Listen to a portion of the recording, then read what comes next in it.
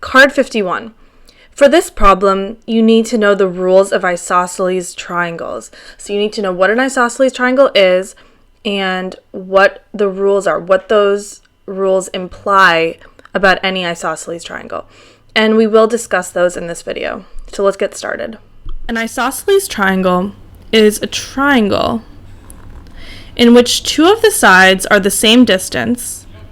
So that line through a side of a triangle means that the two triangles that are ticked like that have the same distance. And then the third one has a different distance or length, because if this was the same as well, then it would be equilateral.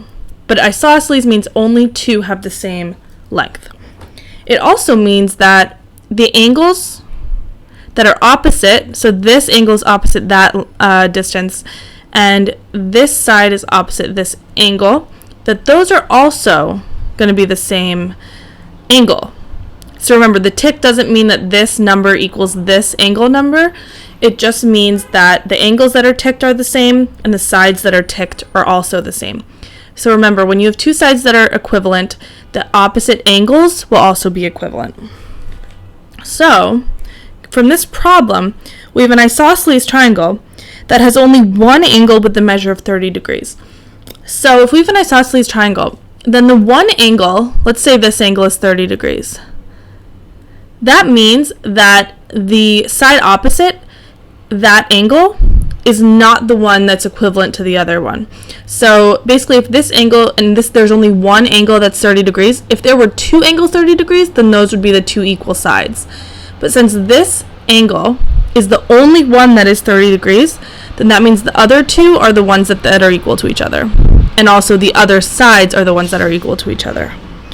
So, what are the measures of the other two angles? We need to know that a triangle, 180 degrees is the sum of angles in a triangle. So whenever any triangle, any which way the triangle might look, the sum of the angles inside will be 180 degrees. So, let's set this one up as an equation. 180 equals 30 plus, let's say that this angle is x. What is this angle?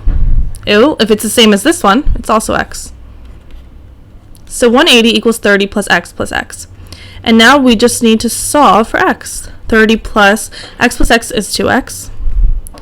We can subtract away the 30, and then we get 150 equals 2x. We can divide by 2 to get x alone. X equals 75. And we're talking about angles, so it's 75 degrees. So that means both of these angles are 75 degrees, and that is exactly what we were looking for, the measures of the other two angles. So the answer is 75 degrees.